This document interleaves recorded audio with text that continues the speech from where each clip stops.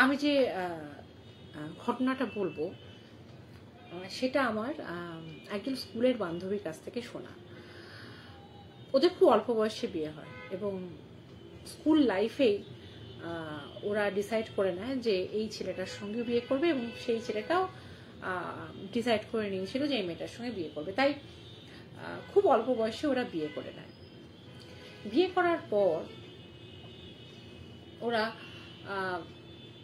হানিমুনে যায়, কিন্তু যেহেতু খুবই অল্প বয়স আর খুব হটকারিতার মাথায় বিয়ে করেছিল, বাড়ির মতামত খুব একটা ছিল কি না ছিল সে ব্যাপারে মানে ঠিক মতামত দেওয়ার আগে আর বাড়ির লোক বলেছিল আর একটু সময় নাও, ঠিকই বলেছিল, আর একটু জীবনে সেটেল হও, তারপরে তুমি বিয়ে করো। কিন্তু ওরা ভীষণ একটা আর কি, এতদিন ওদের মেলামেশাটা অনেক দিন হয়ে গেছিল, তা বিয়ে করেছিল।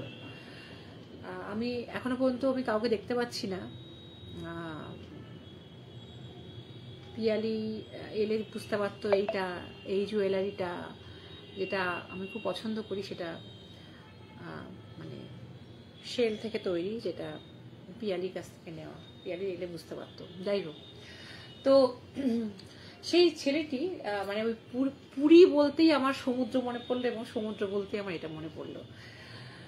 পুরীতে ওরা হানিমুনে যায়, কারণ বাজেট এমন কিছু নয়। আর আমাদের বাঙালিদের দীপুদা তো আছেই। দীপুদা বলতে আমরা সবাই জানি দীঘা, দার্জিলিং, পুরী।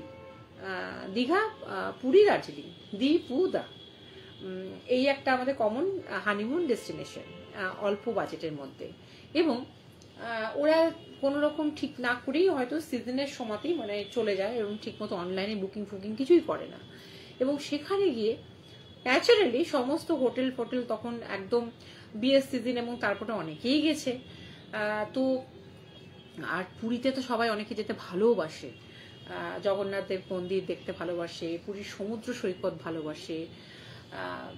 তো আমাদের উড়িষ্যার যেটা রান্না সেটা আমাদের বাঙালিদের টানে, এবং ওদের ভাষার সঙ্গে এমন কিছু অসুবিধা হয় না, অনেকেই সেফ প্লেস মনে করে জায়গাটাকে। তো যাই হোক, ওরা হোটেল ফোটেল পায়নি, তো একটা বড় মোটামুটি বেশ বড় হোটেলেই গেছে। এবং গিয়ে যখন বলেছে তখন ওরা রিসেপশনে যারা ছিল তারা প্রথমে বলেছে না, কোনো রকম রুম খালি নেই, সমস্ত বুকড। তারপরে যখন ওরা বারবার জোরাজুরি করছে, দেখুন না আমরা অনেকক্ষণ ক্লান্ত হয়ে এসেছি, কারণ আমাদের একটা ফ্রেশ হওয়ারও ব্যাপার থাকে। তো এখন যেমন নতুন নিয়ম করেছে যে কোনো মহিলা, যে কোনো ছেলে মানে কোনো রকম হোটেলের ওয়াশরুম ব্যবহার করতে চাইলে কিন্তু ব্যবহার করতে দিতে বাধ্য, সেটা 3 স্টার হোক, 4 স্টার হোক, 5 স্টার হোক, যাই হোক না কেন। কিন্তু তখন সেই নিয়মটা ছিল না। তো আমাদের খুব দরকার রিফ্রেশমেন্টের, তখন ওরা তাকাতাকি করে বলে হ্যাঁ একটা ঘর আছে। তখন আরেকজন বলে যে না না না, তখন ওই ছেলেটা ওকে বলে যে না, মানে যারা ওরা রিসেপশনে বসে আছে, তো বলে যে হ্যাঁ একটা রুম আছে, আপনারা ইচ্ছা করলে নিতে পারেন। তো বলে যে তাহলে এতক্ষণ আপনারা না করছিলেন কেন? তো বলে খুব এক্সপেন্সিভ কি? তখন বলে যে না, আপনাদের বাজেট কিরকম? তো ওরা মোটামুটি একটা বলে যে এরকম। তখন বলে হ্যাঁ হ্যাঁ বাজেট ফ্রেন্ডলি। ওরা না খুব অবাক হয় যে অত বড় হোটেলে ওরা তো বাজেট কত বলা তা একটু কম করেই বলেছে, সেই টাকাতে রুম। ওরা একটু অবাক হয়ে যায়, এবং ওদেরকে সেই ঘরে নিয়ে যাওয়া যায়, নিয়ে যাওয়া হয়। এবং সত্যিই ঘরটা খুব সুন্দর, এবং রীতিমতো পরিষ্কার পরিচ্ছন্ন, সমুদ্রের ঢেউ শোনা যাচ্ছে, দূর থেকে সমুদ্র দেখাও যাচ্ছে। এবং ওদেরকে কি বলে, ওটা স্যুট, ওটা কিন্তু শুধুমাত্র একটা রুম না। ওরা না সত্যি অবাক হয়ে যায় যে এই টাকায় ওদেরকে একটা স্যুট দেয়া হচ্ছে কি করে, যেখানে দুটো রুম থাকবে, অ্যাটাচ বাথ তো থাকবেই, মানে ড্রয়িং রুম, বেডরুম এগুলো থাকবে, কি করে হয়? এবং সেখানে দুটো বাথরুম ছিল, একটা ভালো রকম রুম টপ ফ্লোরে। তখন ওদেরকে বলা হয় যে দেখুন না, আপনারা কিন্তু এই বাথরুমটা আর এই ঘরটা অ্যাক্সেস পাবেন না, কারণ এটা বলে কেন, ভাড়া কম দিয়েছি বলে। হ্যালো পিয়ালি, দেখো তোমার কালেকশন করে বসে আছি, মানে তোমাকে গলায় ঝুলিয়ে নিয়ে বসে আছি। তো বলে যে না, তার জন্য নয়, আপনাদের টাকা পয়সার জন্য ব্যাপারটা না, ব্যাপারটা হচ্ছে আমরা এই রুমটা কাউকেই দিই না, মানে এই রুমটা আর এই বাথরুমটা আপনারা ব্যবহার করবেন না, এবং লক করা আছে। তখন ওরা বলে ঠিক আছে। তো ওদের জন্য একটা বাথরুম, এবং সেই বাথরুমটা একটু ছোট, কারণ ওটা ছিল ওই ওটা একটা ছোট বাথরুম এবং তার সঙ্গে রুমটা। কিন্তু ওরা চলে যাওয়ার পর, যখন ওরা ফ্রেশ হয় এবং লাঞ্চ করার পর, একটু রেস্ট নেওয়ার পর, সমুদ্র একবার দেখার পর, সমুদ্র দেখে আসার পর, যখন ওরা মোটামুটি বেশ গল্পের মুডে আছে, লোকে বলতেই বলে মহিলাদের কৌতূহল। Thank you Piyali. তো লোকে বলতেই বলে যে মহিলাদের কৌতূহল একটু বেশি ছেলেদের থেকে, মানে তাদেরকে বাধা দিলে তাদের যেন আরো বাড়ে। Hello Dipanwita Chakraborty, hello. তো তোমার ওই মহিলা বলেছে এই রুমটা আমরা কম ভাড়া দিচ্ছি, তো কি হয়েছে, ওরাই তো কম ভাড়া চেয়েছে, তো আমরা এই বাথরুমটা যখন ঘরের সঙ্গে আছে ব্যবহার করবো না কেন, এই রুমটা কেন ব্যবহার করবো না। তো ছেলেটা বল দরকার কি বলো, ওরা তো বারবার ঘরে ঢুকছে, আমাদের চা দিচ্ছে, আমাদের যা কিছু দিচ্ছে, তো কি দরকার ফালতু ফালতু মানুষকে অসন্তুষ্ট করে। ওরা বলে না, অসন্তুষ্ট ব্যাপার না, খট খট খট খট খট খট করে করতে থাকে। এদিকে বহুদিন আগেকার লক, কোনো একটা ভাবে সে মাথার মানে ক্লিপ ফ্লিপ দিয়ে পিন ফিন দিয়ে যাই হোক না কেন, ওরা তো ওই ঘরটা, ওরা যে লকটা নিয়ে খুটখুট করবে সেটাও বুঝতে পারেনি, একটা সাধারণ তালা লাগানো ছিল, ওটা কিন্তু খুলে যায়। এবং খুলে গিয়ে ওদের কাছে যেটা অদ্ভুত লাগে সেটা হচ্ছে একটা পরিষ্কার পরিচ্ছন্ন রুম, এবং রুমে অদ্ভুত অদ্ভুত পিকচার আঁকা, মানে রুমের সঙ্গে কিন্তু অ্যাটাচ হয় রুমটা, অদ্ভুত পিকচার আঁকা, এবং একটা কোথাও একটা ফ্লেমের দাগ আছে, মানে কালো একটা যেন আগুনের একটা দাগ আছে। তো ওরা প্রথমে বুঝতে পারে না যে এটা আর্ট, মানে যেটা গোটা রুমে মোটামুটি ছবি আঁকা, সেখানে কালো যে ফ্লেমের দাগটা সেটা কি আর্ট না এটা কোনো পোড়া, ওরা বুঝতে পারে না। কিন্তু অসম্ভব ফ্রেশ এবং অসম্ভব পরিষ্কার সুন্দর লাগে। বাথরুমটাও ওইখান থেকে অ্যাক্সেস পেয়ে যায়, বাথরুমটাও খোলে, এবং ওদের খুব ভালো লাগে। বলে দেখেছো, ওদের আসলে আমাদের কাছ থেকে কম টাকা নিচ্ছিল বলে আমাদেরকে রুমটার অ্যাক্সেস দিচ্ছিল না। তুমি বলছিলে না যে খুলতে না, আমি খুলে ভালোই করেছি। তখন ওর হাজবেন্ড বললো জায়গা, ওরা যখন ঘরে ঢুকবে তো তখন ওরা অন্তত তুমি অন্তত এই রুমটা বন্ধ করে রাখো, ভেজিয়ে রাখো, দরকার নেই, তুমি যে অ্যাক্সেস পেয়েছো তুমি দরকার নেই, তুমি ওদেরকে দেখিও না, তখন ওরা আবার চার্জ ফার্জ বাড়িয়ে দেবে। মানে একটা বাজেট ফ্রেন্ডলি হোটেল ওরা চাইছিল, ওদের অত বাজেট নেই। ঠিক আছে, তো গুড ইভিনিং তনু, কালকে তোমার গল্প শুনছিলাম, খুব ভাল লাগছিল, সব থেকে ভাল লাগছিল তোমার মধ্যে এত স্নিগ্ধ, এত সুন্দর একটা ভাব আছে, এত চোখে শান্তি দিচ্ছিল এই গরমে, যে আমি না কিছুক্ষণ মুগ্ধ হয়ে তোমাকে দেখলাম, এবং তারপরে রাত্রে আবার লাইভটা শুনেছি। খুব ভালো লাগছিল তোমাকে কালকে, তোমাকে এমনি ভালো লাগে কিন্তু কালকে যেন আমার বেশি ভালো লাগছিল। তো তারপরে ওরা বললো যে ওরা যাই হোক, এবার রাত্রিবেলা ওরা ডিনার করে ওরা ঘরে আসেনি ওই ছেলেগুলো, কারণ ও তো চা ফা অর্ডার দেয়নি, কারণ রুম সার্ভিসে একটা আলাদা চার্জ আছে, এবং ওরা গিয়ে ডিনার করে আসে। হোটেলটা সত্যি খুব বড় এবং সত্যি খুব ভালো। রাত্রে যখন ওরা শোয়, রাত্রে শোয়ার পর ওদের হঠাৎ করে যেটা মনে হয় সেটা হচ্ছে মানে আমরা তো এই দেশের মানুষ, আমরা এই দেশের যে সাবান, সে ডাভ বলো, ফিয়ামা বলো, ডেটল বলো, স্যাভলন বলো, লাইফ বয় বলো, যাই বলো না কেন, আমরা সাবানের গন্ধ চিনি, পারফিউমের গন্ধও চিনি, কিন্তু একটা বিদেশি একটা অচেনা গন্ধ সাবানের, এবং একটা কোথাও যেন ডিও বা পারফিউমে কিছু একটা গন্ধ আসছে। তোদের দুজনেরই কিন্তু ঘুম ভেঙে যায়, এবং বাথরুমে সমানে জলের আওয়াজ, এবং একটা অদ্ভুত ধরনের মহিলা কণ্ঠের যেন মানে একটা গান করছে, কিছু একটা গানের মানে একটা ওয়েস্টার্ন টাইপের কিছু একটা সুর। তখন হঠাৎ করে ওই দুজনেই বলে শুনতে পাচ্ছ, তখন বলে হ্যাঁ শুনতে পাচ্ছি। তখন বলে যে ইমা আমাদের ঘরে আবার কেউ ঢুকলো নাকি, তারপরে ঢুকবে কি করে, লক করা আছে। নিশ্চয়ই পাশের রুমের সঙ্গে আওয়াজ হচ্ছে, বলে পাশের রুমে আবার এত আওয়াজ হয় নাকি, সমানে জল ঝপঝপ ঝপঝপ করে মানে ওই ঝিঝি ঝিঝি ঝিঝি করে পড়ছে। হ্যাঁ একদম, জানো তো বিয়ালি, মানে একদম শাওয়ার থেকে জল পড়ার যে আওয়াজ। এবং এটা আমরা যে প্রত্যেকটা আমাদের দেখো, আমাদের এইখানকার হোটেলগুলোতে একটা বালতি মগ থাকবে, সেই আমাদের বালতি মগ সরানোর যে একটা আওয়াজ, একটা কিছু আওয়াজ, সেগুলো কিন্তু আমরা মানে সেগুলো কিন্তু ও পাচ্ছে। তখন ছেলেটা বলে যে সত্যি তো, ছেলেটা শুনতে পায়, মেয়েটাও শুনতে পায়, দুজনাই শুনতে পায়, এবং সমানে একটা যেন কোনো ওয়েস্টার্ন সুর একটা ভেসে আসছে, এবং অসম্ভব একটা অচেনা অথচ সুন্দর গন্ধ আসছে। তখন ওরা কি করে, ছেলেটা বলে যে দেখো মহিলার গলা তো, তুমি বাথরুমটা একটু সার্চ করো। তো যখন বাথরুমটা খুব এগিয়ে যায়, যখন ও বিছানা থেকে নেমেছে তখনও কিন্তু আওয়াজটা পাচ্ছে। তো বিছানা থেকে নামার পর আওয়াজটা পাচ্ছে, ও গিয়ে যখন ওই বাথরুমটা খুলেছে তখন দেখছে যে না, বাথরুমে কোনো জল নেই, কিছু নেই।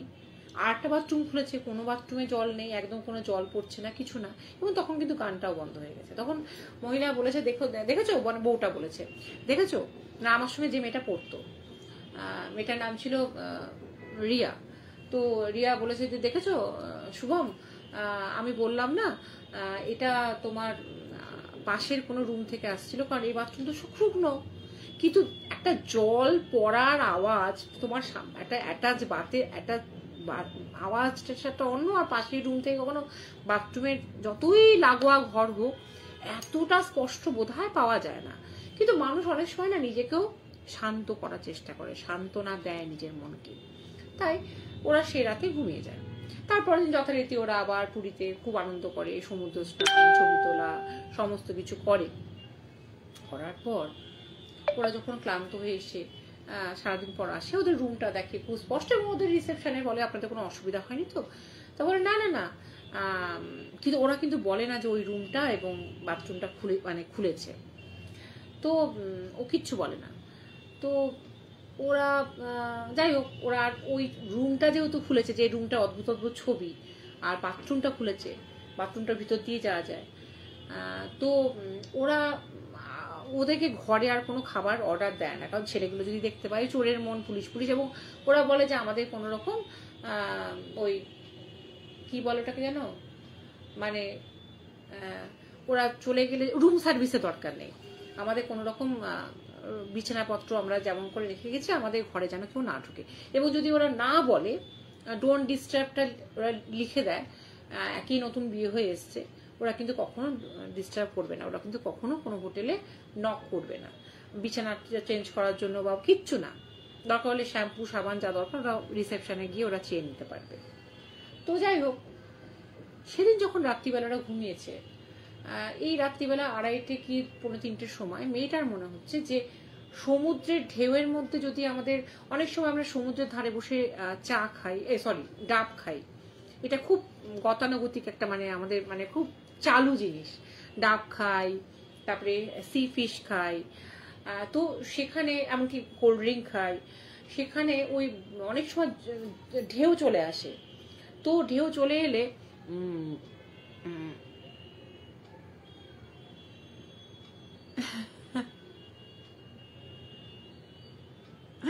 না, বিশ্বাস করো তনু, কালকে তোমাকে মুগ্ধ হয়ে দেখছিলাম, গল্পটা যার জন্য ভালো করে শুনতে পাইনি, রাত্রে আবার দেখতে হয়েছে। হ্যালো বিশালা, কি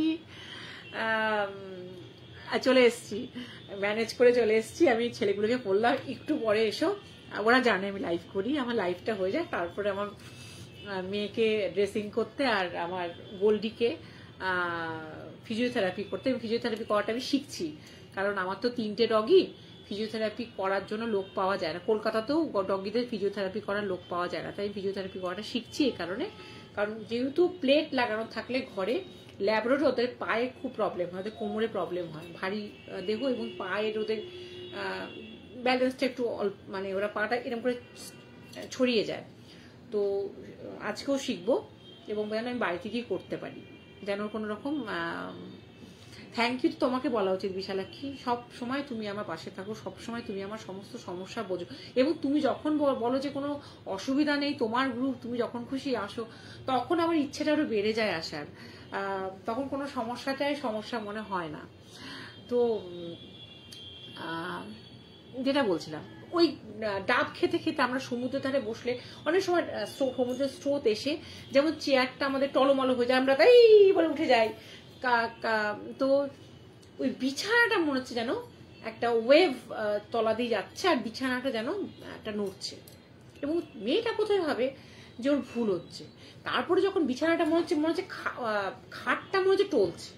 এখন খাট যদি টলে, ওরা কাপল, ওরা একই বিছানায় শুয়ে আছে, একটা খাট টলা, একটা ভূমিকম্প হলে কি হয়, আমাদের খাটটা কাঁপে, টলে না। কিন্তু আমি বলতে চাইছি একটা সমুদ্রের ঢেউয়ে একটা হালকা জিনিসের মধ্যে বসলে যেমন এরকম করে একটা তরঙ্গ সৃষ্টি, একটা নড়ে, সেই অনুভূতিটা ভূমিকম্পের মতো না। আর্থকুয়েক হলে যে জিনিসটা হয় সেটা কিন্তু নয়।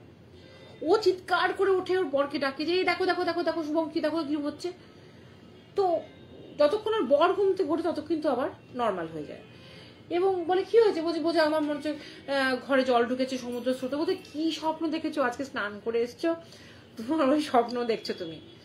মেয়েটা বলে বিশ্বাস করো আমার একদম মনে হচ্ছিল বিছানাটা যেন ভাসছে। আমি যে ভাষাটা খুঁজে পাচ্ছিলাম না, মানে ভাষা কাঁপা নয় কিন্তু।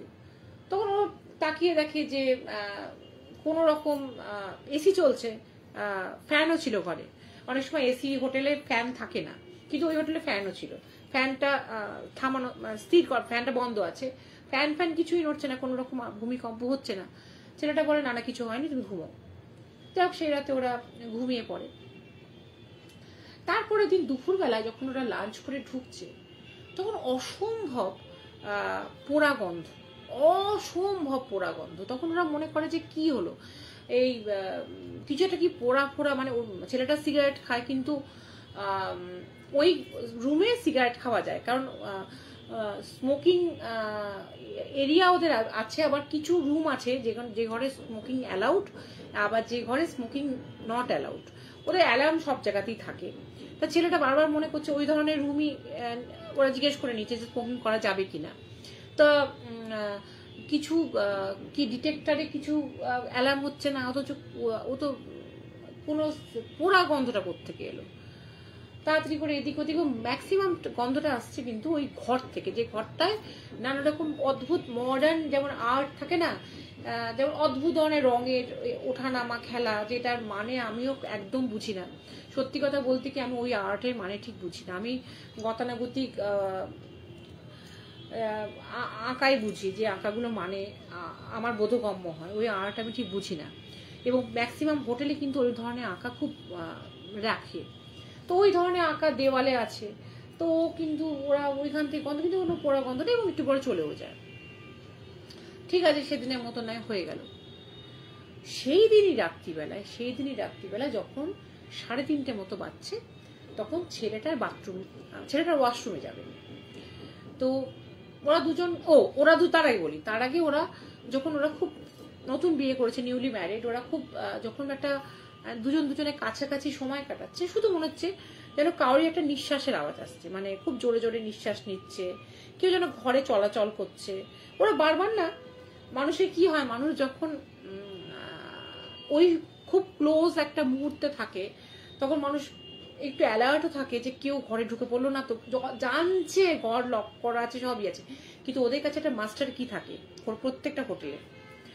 আমাদের মনে অনেক সময় আশঙ্কা থাকে যে মাস্টার কি দিকেও ঢুকছে, কেউ ঢুকবে না, এটা নিয়মের বাইরে।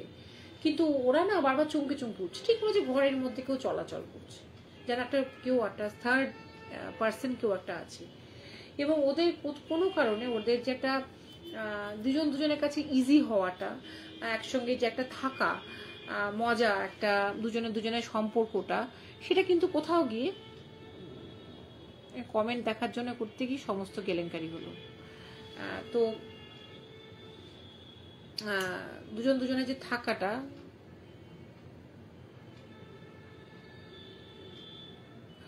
তো সেটা কিন্তু ওদের কাছে ইজি আর থাকে না, মানে সেখানে মনে হয় যে একটা অস্বস্তিকর। এবং যাই হোক, ওরা ঘুমিয়ে যায়।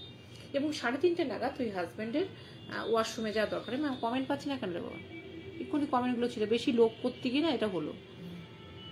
তো যাই হোক, তো বাথরুমে যেতে গিয়ে ও জাস্ট ওই চোখটাকে এমনি করে শুয়ে আছে, তো এমনি করে তাকিয়েও প্রথম তাকানোটা দেখে, ও তাকিয়ে কি দেখবে, হয় ওর মিসেস শুয়ে আছে, না হলে ও যদি অপোজিট ডাইরেকশনে শোয় তাহলে একটা কিছু হোটেলে কোনো রুম ওয়াল ফল দেখবে।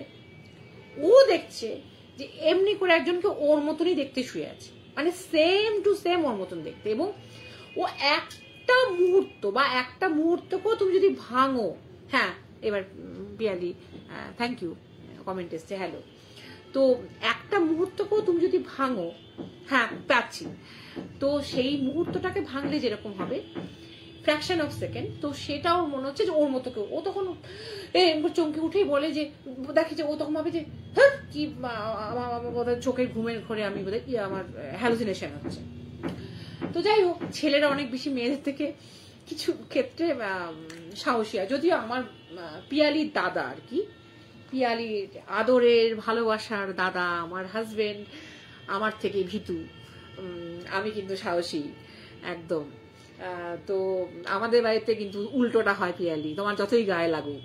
তোমার দাদাকে আমি একবার রামগোপাল বর্মার একটা সিনেমা দেখি, আমাকে বাথরুমে দাঁড়াতে হয়েছিল, সারা রাত যতবার বাথরুমে গেছিল আমাকে দাঁড়াতে হয়েছিল, ফ্রিজ থেকে জল নিচ্ছে আমাকে দাঁড়াতে হয়েছিল। আমি বলেছিলাম তুমি আমাকে বিয়ের আগে তোমার ইন্টারভিউ নিয়ে বিয়ে করা উচিত ছিল, যে তুমি এত ভীতু, এরম ভাবা উচিত ছিল।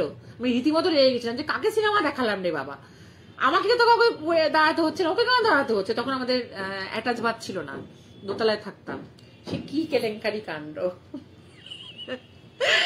যাই হোক, প্রসঙ্গক্রমে প্রসঙ্গ আসে।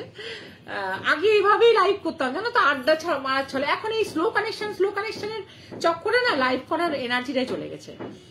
তো এবার ও তখন ভাবে যা ভুল দেখেছে, তখন ও বাথরুমে যায়, এবং বাথরুমে যাওয়ার পর ও বাথরুম থেকে যখন বেরোচ্ছে তখন দেখছে মেয়েটার পাশে একজন কেউ শুয়ে আছে। বলা মাত্রই স্লো কানেকশন দেখলাম। তো তনুও হাসছে, মেয়েটার পাশে কেউ শুয়ে আছে এবং ওর মতনই কেউ শুয়ে আছে, কিন্তু মুখটা দেখতে পাচ্ছে না। ও এখানে না একদম সিটিয়ে, তখন আর একটা মানুষের সাহসের লেভেল কতক্ষণ পর্যন্ত থাকে, কতক্ষণ সে বেশিক্ষণ সে নিতে পারে না, এবং সে একদম সিটিয়ে থাকে। এবং অদ্ভুত ভাবে মেয়েটারও সেই সময় ওয়াশরুমে যাওয়ার প্রয়োজন হয়েছে। মেয়েটা তো জানে না, মেয়েটা বাথরুমে ঢুকে করে উঠেছে এরকম করে, বলছে কি হলো, তা বলছে যে তুমি এখানে। তখন ও কি কথা না বলে শুধু এমনি করে বিছানার দিকটা দেখিয়েছে। তখন মেয়েটা দেখছে যে সত্যি তো বিছানায় মনে হচ্ছে কেউ একটা শুয়ে আছে, মানে উঁচু হয়ে আছে। তখন বলছে আমি।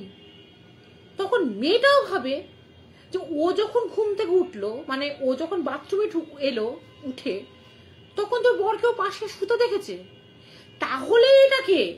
তখন মেয়েটাও না কনফিউজড হয়ে গেছে। এবার মেয়েটা তখন মানে ও কনফিউজড হয়ে গেছে, লিটল বিট কনফিউজড হয়ে গেছে যে এইটা অরিজিনাল না ওটা অরিজিনাল, না ওর সঙ্গে কিছু গেম খেলা হচ্ছে না কি হচ্ছে। মেয়েটাও তখন চিৎকার করছে, ছেলেটাও চিৎকার করছে। তখন ওই ছেলেটাকে আশ্বস্ত করে যে আমি আমি আমি আমি এবং ওই একটা দেখো, নিজের লোক আশ্বস্ত করলে মানুষ বুঝতে পারে যে সেটা নিজের লোক। এবং ওই বাথরুম থেকে তাকে বিছানায় দেখা যাচ্ছে, তার মুখ কিন্তু দেখা যাচ্ছে না, তার মুখ কিন্তু দেখা যাচ্ছে না। তখন ওরা কি করে, তখন ওরা দুজনে মিলে ভয়ানক কাঁপতে থাকে, এবং ওরা ঠিক করে যে আর একটা মুহূর্ত নয়, ওরা বুঝে যায় যে কিছু একটা হয়েছে, কিছু একটা সমস্যা আছে। যখন মনে হয় তখন অদ্ভুত একটা কালো ধোঁয়া গোটা ঘরে যেন ছেয়ে যায়, এবং তাতে ভীষণ শ্বাসকষ্ট হচ্ছে, মানে কিছু একটা পুড়ে গেলে যেমন মানুষের কালো ধোঁয়া একটা ঘরে আসে এবং একে অপরকে দেখা যায় না, সেই অবস্থায় ওরা মনের জোর ঠিক রেখে একে অপরের হাত ধরে, এবং যেন মনে হচ্ছে অসংখ্য মানুষ, মানে অসংখ্য মানুষ বলবো না, অসংখ্য কোন একটা মানে ছায়া কেউ ধোঁয়া হয়ে ওদেরকে আটকানোর চেষ্টা করছে। ওরা কোনো দিক না তাকিয়ে ওই একদম মানে লিফট ভুলে গিয়ে ওরা একদম নিচে গিয়ে রিসেপশনে গিয়ে হুড়মুড় করে পড়ে, দিয়ে বলে যে ওদেরকে দেখেই তো ওরা বুঝতে পারে যে কি অবস্থা হয়েছে, ওদের বুঝতে আর দেরি হয় না।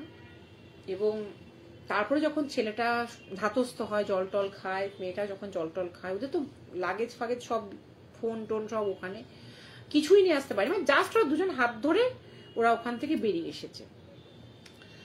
তখন ও যখন ঘটনাটা শোনে তখন ওদের সেই রাতে তো ওরা ওখানেই বসে থাকে ওই রিসেপশন এরিয়াতে, এবং ওরা খুব ক্ষমা চায় এবং ওদের কাছ থেকে বোধহয় একটা মিনিমাম কিছু অ্যামাউন্ট নিয়েছিল, বা মানে যেন এটাকে না রটানো হয়, কারণ এটা তো পুরো রেপুটেশন খারাপ হয়ে যাবে। সেই হোটেলের সব ঘর কিন্তু এরকম ছিল না। একজন ফ্রান্স থেকে একজন এসেছিল, কারণ ওদের ওখান থেকে কি হয়, ওদের যে কারেন্সি সেটা আমাদের ইন্ডিয়ান মানি অনুযায়ী ওরা অনেকদিন থাকতে পারে। আমাদের ওখানকার টাকা পয়সা বোধহয় বিদেশিরা যে টাকা পয়সা হিসেব আর কি, আমি অতটা বুঝি না, আমার বর খুব ভালো বোঝে। ওই অনুযায়ী আমাদের এখানে আমাদের টাকার দাম অনেক ওদের কাছে কম, মানে ওরা অনেক দিন ধরে থাকতে পারে, যেটা আমাদের পক্ষে অ্যাফোর্ড করা মুশকিল হয় 5 স্টার হোটেল। তো ওরা কিছু টাকা নিয়ে এলে ওরা বহুদিন থাকতে পারে ওদের মানি নিয়ে এলে। তো একটা ফরাসি মহিলা যে কিনা আর্টিস্ট ছিল, এবং সে বহুদিন ওখানে ছিল, ওটা রীতিমতো 2.5 মাস মতো ছিল আর কি। এবং ওদের অজান্তেই হয়তো মানে অনেক পেন্টিং করতো, যে পেন্টিংগুলো পরবর্তীকালে ফেলে দেওয়া হয়েছিল, কিন্তু ওই ঘরে ও এঁকেছিল মানে ছবি, অদ্ভুত ধরনের ছবি। এবং কোনো আর্টিস্টকে দেখালে বলেছিল সেটা হচ্ছে ওই পেন্টিংগুলো মানে হচ্ছে ডিপ্রেসড, আমাদের ফ্রাস্ট্রেশন। মানে আমরা কিন্তু সব রঙের খেলা, ব্রাইট থেকে একদম ডার্কে চলে যাওয়া, ডিপ থেকে লাইটে চলে যাওয়ার, আবার তুলির যে টানগুলো সেগুলো মানে কিন্তু আমরা বুঝি না। তো এই আঁকাটার মানে ছিল ফ্রাস্ট্রেটেড সে, এবং ওই আঁকা ও আঁকতো শেষের দিকে, এবং ওই পারফিউম বলো, ওই সাবান বলো, সেগুলো কিন্তু ওই মহিলারই ব্যবহার করা, কারণ যে গন্ধগুলো ওরা পেত। এবং কোনো একটা কারণে ওই যে বাথরুমটা খুলতে না করেছিল, ওই বাথরুমেও গায়ে আগুন দিয়ে মারা, না বাথরুমে গায়ে আগুন দিয়ে মারা যায় না, ওই বাথরুমেও ওই ঘরেও আগুন গায়ে দিয়েছিল। ওই যে পোড়া আমি বললাম না যে একটা আগুনের শিখার মতন দাগ ছিল, ওরা মনে করছিল যে এটাও কি মডার্ন আর্টের কোনো তা নয়। এইবার তোমরা বলবে যে তাই যদি হয় তাহলে ঘরটার রং করেনি কেন? যতবার ঘরটাকে রং করানোর চেষ্টা করেছে হোটেল কর্তৃপক্ষ, ততবার ওই রং করতে গিয়ে হয় মিস্ত্রি পড়ে গেছে, নাহলে বিভৎস ভয় পেয়েছে, না হলে তাদের কোনো অ্যাক্সিডেন্ট হয়েছে। শেষ পর্যন্ত কোনো মিস্ত্রি পাওয়া যায়নি। ওই ঘরটা যেভাবে, ওই আর্ট কেউ নষ্ট করতে পারেনি, যে আর্টগুলো ছিল কেউ রিমুভ করতে পারেনি, ওর উপর দিয়ে রং চড়াতে কারোরই ক্ষমতা হয়নি। মানে কেউ মনে হচ্ছে একটা অজানা শক্তি ধাক্কা দিয়ে ফেলে দিচ্ছে। আর ওই গায়ে আগুন লাগিয়ে মানুষ যখন আত্মহত্যা করে না, কোনো একটা জায়গায় গিয়ে সে তো বাঁচার চেষ্টা করে, খুব মিনিমাম ক্ষেত্রে মানুষ করে না। আমি একটা ঘটনা জানি, আমার যে জামা কাপড় মানে স্টিচ করে, ব্লাউজ বিশেষ করে যে আইব্রো করে দেয়, সেই মেয়েটার দিদি, আমি জানি না কোন শক্তি বলে গায়ে আগুন লাগিয়েছিল, স্থির হয়ে বসেছিল, কোনো আওয়াজ করেনি মুখে। এবং তার ঘটনা একদিন বলবো। সেটা আগুন লাগলে সে চিৎকার করবে না, সে কিছু বাঁচার চেষ্টা করবে না, এটা হতেই পারে না। এবং ওই বাথরুমে গিয়েও শাওয়ার চালিয়েছিল, ওই যে শাওয়ারের আওয়াজ পেত, ঘটাং ঘটাং আওয়াজ পেত, এবং চিৎকার করেছিল। ঘরটা লক ছিল ভিতর থেকে। ওরা যখন হোটেল কর্তৃপক্ষকে বাঁচাতে আসে তখন দেখে অলমোস্ট 70% ওদের মানে পুড়ে গেছে, ডাক্তাররা বলেছিল যেটা আর কি, এবং বাঁচাতে পারেনি, মারা গেছিল মেয়েটা। এবং মেয়েটা মারা যাওয়ার পর থেকেই ওই ঘরটা ব্যবহার করার মতন ছিল না। যদিও বা কোনো কারণে ব্যবহার করা যেত, ওই ঘর আর ওই বাথরুম থেকে আওয়াজ, ওরা যখনই ওরা ঘরটা পরিষ্কার, মানে ওই ঘরটা আবার কোনো কারণে যদি পরিষ্কার না হতো, মানে অদ্ভুত একটা, দেখো যে ঘরে আমি কোনো রকম মানে কোনো হোটেলে যারা আসছে তাদেরকে যে ঘরটা আমরা ভাড়া দিচ্ছি না, ধর তো ঘরটা লক করে পড়ে থাকবে, তাও উপায় নেই।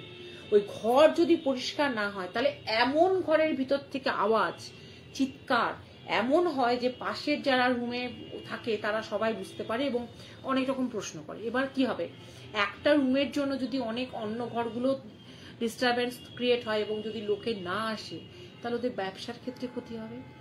সেই ক্ষেত্রে ওই হোটেলের স্টাফরা ওই ঘর পরিষ্কার করতে বাধ্য, কিন্তু ওই জন্য যেহেতু ওদের প্রতি হ্যালো গীতাদি, তো একদম সত্যি বিশালাক্ষী, মানে সত্যি অদ্ভুত ঘটনা যে ওই রুম ওদের পরিষ্কার করতে হবে, কারণ ওই রুমে ওর অস্তিত্ব আছে এবং ও কিন্তু কোনো রকমেও মানে খারাপ ওই নোংরা রুমে থাকবে না। অদ্ভুত। ওই যে পোড়া গন্ধটা, সেটা কিন্তু ওর যখন পুড়ছিল সেই যে গন্ধটা, সেই গন্ধটা একদিন ওরা যেটা পেয়েছিল সেই পোড়া গন্ধটাই পেয়েছিল। এবং হোটেল কর্তৃপক্ষের ওই ছেলেগুলো যখন কে পাঠাতো পরিষ্কার করতে রুম সার্ভিসে, ওদেরও তো একটা চাকরি, কি ওদের তো জীবনের ভয় আছে। ও কি করতো, ওরা ওই দুটো রুম লক করে দিয়েছিল। ওই দুটো রুম লক করে ওরা 3-4 জন মিলে পরিষ্কার করতো। কারণ রুম পরিষ্কার না করলে এমন ভিতর থেকে আওয়াজ, এমন ভিতর থেকে চিৎকার, যে মানে একটা অদ্ভুত ধরনের চিৎকার, মানে কি আর সে সাধারণ গলা চিৎকার তা নয়, একটা ক্ষীণ গলায় একটা চিৎকার, যে পাশের রুমে লোকে জিজ্ঞেস করবে কি হলো, ও ঘরে কি হয়েছে, ও ঘরে কি হয়েছে, এই যে কোশ্চেনেবল হয়ে যাওয়াটা, সেটা একটা ওদের হোটেলের ক্ষেত্রে খুব ক্ষতি, ব্যবসার ক্ষেত্রে ক্ষতি। এবং ওরা যারা খুব বিশ্বাসী স্টাফ তারাই জানতো এবং তারাই ওই রুমটা পরিষ্কার করতো। এবং ওই হ্যাঁ, ওই ফরাসি মহিলা পরিচ্ছন্ন ছিলেন এবং ওই জন্য সাবানের গন্ধ, আমি বলছি একটা অদ্ভুত ডিওর গন্ধ, স্নান করা কোনো কারণে। দেখো ও কেন ফ্রাস্ট্রেটেড হয়েছিল, কি হয়েছিল, এখানে এসেছিল, এখানে এসে কোনো কারোর সঙ্গে কেউ ডিচ করেছিল কিনা, বা কোনো ঘটনা ঘটেছিল কিনা, আমাদের এখানে কোনো ঘটনা ঘটেছিল কিনা, বা নিজে ওখান থেকে ফ্রাস্ট্রেটেড হয়ে এসেছিল কিনা, সেটা কিন্তু কেউ জানে না। কেউ জানে না যে ও দেশ থেকে কষ্ট পেয়ে এসেছিল কিনা। হ্যালো প্রিয়াঙ্কা। কিন্তু কিছু একটা হয়েছিল, তাই জন্যই বারংবার বলা হয়েছিল যে রুমটা যেন ওই বাথরুমটা এবং ঘরটা না খোলা হয়, কারণ ওটা না করলে তেমন কোনো সমস্যা হয় না। আর আঁকাগুলো ওই মহিলারই আঁকা। যখন ওরা শোনে তখন ওরা তো রীতিমতো চিৎকার চেঁচামেচি করে যে তুমি কেন আমাকে আগে বলনি, কেন তোমরা আমাকে আগে বলনি, কেন তোমরা আমাকে করনি। যাই হোক, ওরা মিনিমাম বোধহয় একটা অ্যামাউন্ট ওদের কাছ থেকে নিয়েছিল এবং রিকোয়েস্ট করেছিল যে কোনো রকমও যেন এগুলো ডিসক্লোজ না করা হয়। হানিমুন তো ওদের মাথায়। এবং সত্যি কথা বলতে কি, মানুষের খারাপ এক্সপিরিয়েন্স হলে সেখানে আর নতুন করে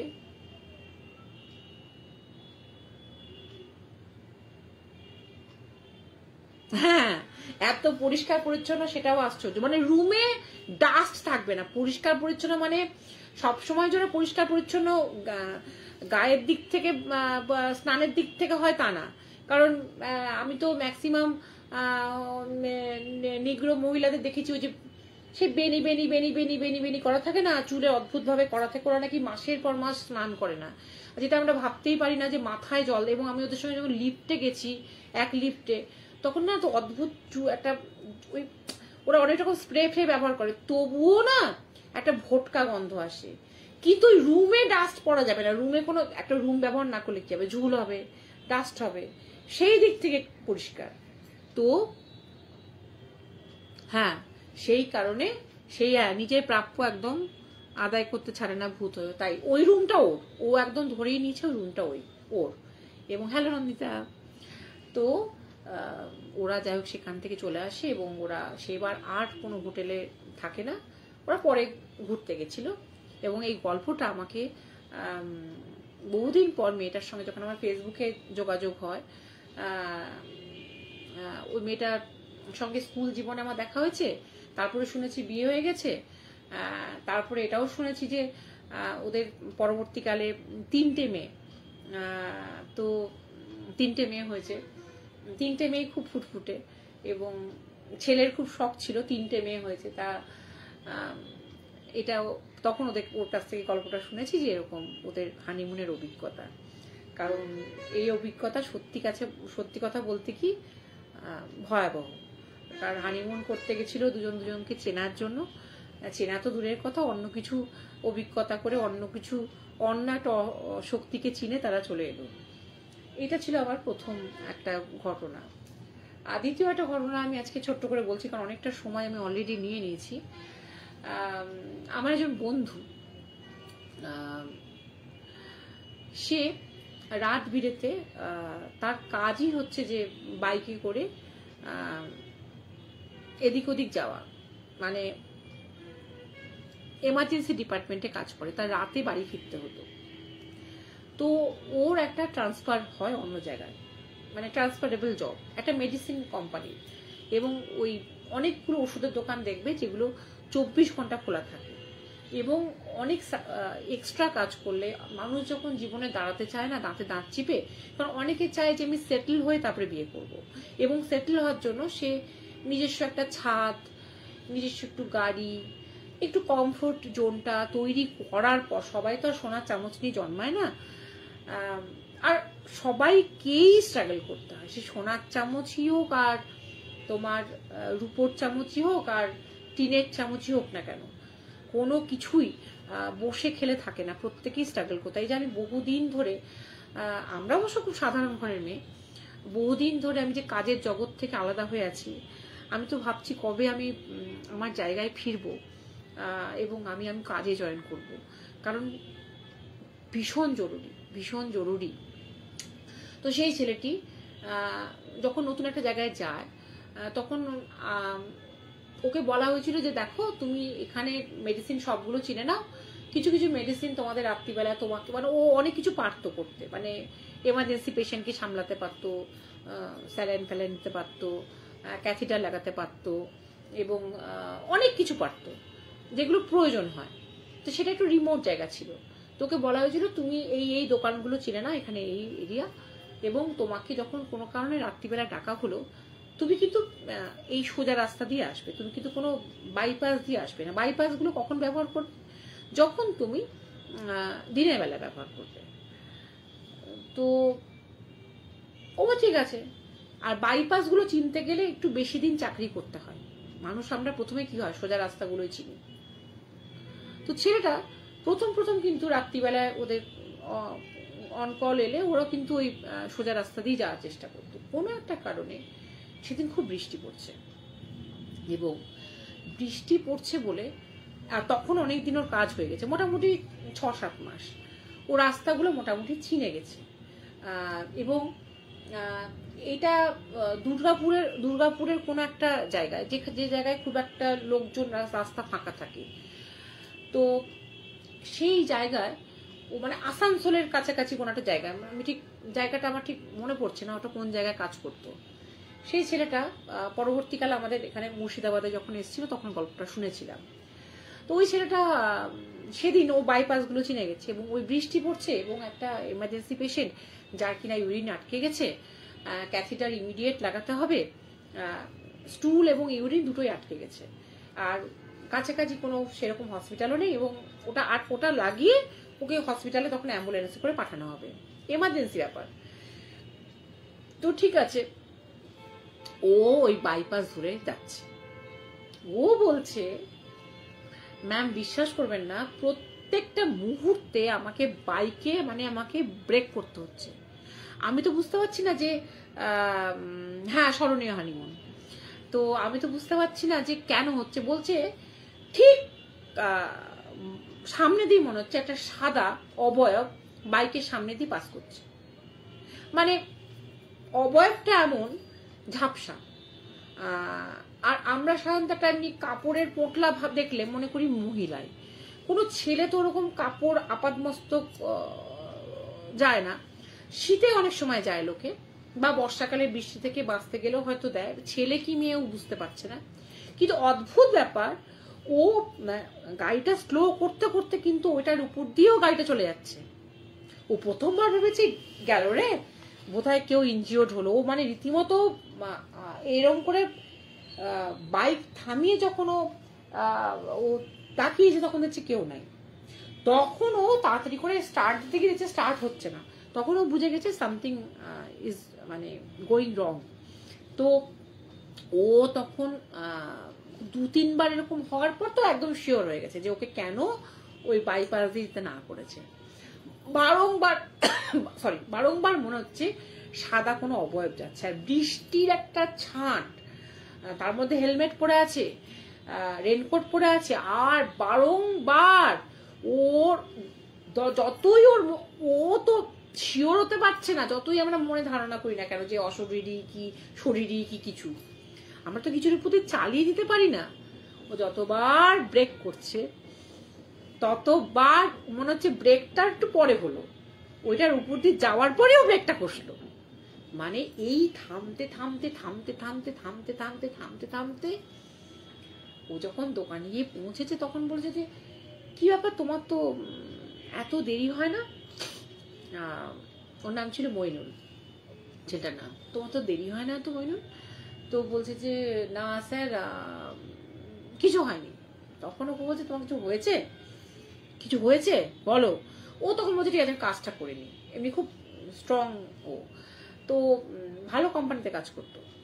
তো ওই ওদেরকে সমস্ত কিছু করে দেওয়ার পর পেশেন্টকে একটু রিলিফ দেওয়ার পর যখন পেশেন্ট চলে গেছে তখন ও বলেছে যে আজকে এরকম কথা, তোমাকে বলেছিলাম না বারবার যে ওই রাস্তা দিয়ে চলে। বলছে কেন? তা বলছে এরকম বিভ্রান্ত করে লোককে, এবং অনেক সময় খুব স্পিডে যখন আসছে এরকম ঘটনা ঘটেছে। তুমি হয়তো স্পিড, বৃষ্টি পড়ছিল বলেই তোমার হয়তো স্পিডটা কম ছিল। মা লাইফটা আটকে গেল কেন? হ্যাঁ, তো বৃষ্টি পড়ছিল বলেই তোমার কপাল ভালো, বৃষ্টি পড়ছিল বলে তোমার স্পিড কম ছিল। যখন মানুষ কোনো কারণে স্পিডে থাকে তখন বারবার ব্রেক কষতে কষতে অনেক সময় এইরকম একটা অবয়ব দেখা যায় এবং অ্যাক্সিডেন্ট হয়। এবং আজকেও তোমার সেটা হওয়ার চান্স ছিল, তোমার খুব কপাল ভালো যে সেটা হয়নি। তো বললো এই জন্যই বাইরের থেকে এলে লোকাল লোকেদের কথা শুনতে হয়। তো বলছো আপনারা তো বলেননি ব্যাপারটা, যদি আপনারা ডিটেলস আমাকে বলতে, বলতে ডিটেলস বলতে তুমি ভয় পাবে, তুমি তো বাইরে থেকে এসছো, বা বিশ্বাস করবে কিনা তাও জানি না। অনেকে আবার বিশ্বাসও করে না, অনেকে আবার সেটাকে অ্যাডভেঞ্চার হিসেবে নেয়, অনেকে চ্যালেঞ্জ হিসেবে নেয়, সেটাকে দেখে, বলছে আমরা জানি এটা করা যায় না। তো তারপর থেকে একদম নমস্কার, ও আর কোনোদিন ওরকম করেনি। এটাই ছিল আমার দ্বিতীয় গল্প। কেমন লাগলো জানিও। আমার লাইভের আজকে যে সঙ্গী ছিল আমার গোম্বা, গোল্ডি হ্যালো করে দাও, হ্যালো করে দাও। এই যে গোল্ডি এতক্ষণ আমার লাইভ সঙ্গে আমার সঙ্গে লাইভ দেখলো। চোখে জল কেন মা? আমি তোর সঙ্গে কথা বলিনি বলে চোখে জল। সব সময় ওকে সময় দিতে হবে। তো যাই হোক, খুব ভালো থেকো, সুস্থ থেকো, গরমে সাবধানে থেকো। আজকে যদি এখানে খুব বৃষ্টি পড়েছে, আমি যেহেতু লাইভ করছি ফ্যানের আওয়াজে একটা কষ্ট হয়, মানে সাউন্ডের প্রবলেম হয়। এমনিতে তো আমার গলার ভলিউম যথেষ্ট আস্তে হয়ে গেছে, তোমাদের কাছ থেকেই শুনছি। সেটা আমার বিবাহিত জীবনের ক্ষেত্রে খুব বিপজ্জনক, কারণ এমনি আমি ঝগড়া কম করি, আর এবার ঝগড়া করলে তো আমি কোনো রকমও আমার মিন মিন মিন মিন বিড়ালের মতন আওয়াজ হবে। আর আমার বর তো চিরদিনই বাঘ, এমনি আমি বিড়াল হয়ে থাকি, রাগ করলে ঘর থেকে বেরিয়ে যায় ভয়ে। আর এত গলার ভলিউম যদি কমে যায় তাহলে পিয়ালির দাদার যে কি সুবিধা হবে সেটা পিয়ালি বুঝতে পারছে, কারণ আমার গলার নাকি আওয়াজ অনেক কমে গেছে। মানে কি লেভেলে শান্ত হয়েছি চিন্তা করো। আমি সেই কারণে আমি কনসাসলি চেষ্টা করি যে যেন ভলিউম আমার ঠিক থাকে। Thank you Bishalakshi. আমি খুব টেনশনে থাকি, কারণ আমার না গলা স্বর বোধহয় আসতে হয়ে গেছে। ফ্যান বন্ধ করে এসিটা চালিয়েছি। এসি চালানোর মতন আজকে আবহাওয়া নয়। কলকাতায় বহু বছর পর, আমি জানি না ঠিক ভুল বলছি কিনা, বৃষ্টিতে 20 ডিগ্রি টেম্পারেচার নেমে গেছে। মানে এটা খুব কম হয় আর কি। হ্যাঁ, ওই মাইক্রোফোনটা ছুঁড়ে ফেলে পিয়ালির দাদা ভেঙে দেবে, ওর ভয়ানক রাগ। আর এইরকম মিনমিনিয়ে বিড়াল যদি বউ হয় কাউরি, তাহলে তার রাগটা তো আরোই বাড়বে। মিনি বিড়াল মানে কি জানো কি বলে, মেনি বিড়াল। আমার গলা দিয়ে এখন মিন মিন মিন মিন মিন মিন ম্যাও ম্যাও ম্যাও ম্যাও ম্যাও ম্যাও আওয়াজ হয়। কাজে বুঝতেই পারছো আমার অবস্থাটা। তো যাই হোক, আজ কলকাতার আবহাওয়া 20 ডিগ্রি কমে গেছে। মানে এত বৃষ্টি এত বৃষ্টি এত বৃষ্টি।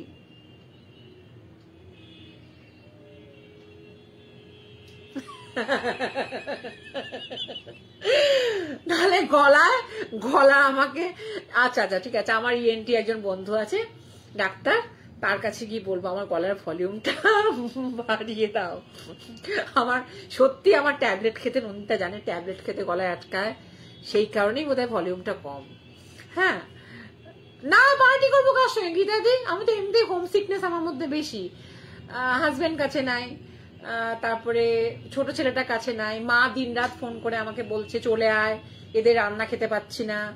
আমি নেক্সট উইকে যাবো, কারণ আমার মেয়েটার অপারেশন হয়েছে, তো সোমবার স্টিচ কাটা হবে, মঙ্গলবার দিন যাবো। বাবু বড় ছেলের পরীক্ষা আছে, বড় ছেলেকে কদিন একটু সামলাতে, এবার গিয়ে আমার খুব কষ্ট হবে ওখানে গিয়ে। এবার ওখানে গিয়ে আমার সত্যি আমার বড় ছেলের জন্য খুব মন খারাপ করবে। আমার দুটানায় পড়ে গেছি, ওদিকে ছোট ছেলে, এদিকে বড় ছেলে।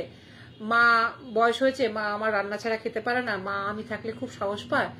আর আমি একটু আমার হাজবেন্ডের প্রতি বেশি নির্ভরশীল। আমার হাজবেন্ড কম, বাবা বেশি।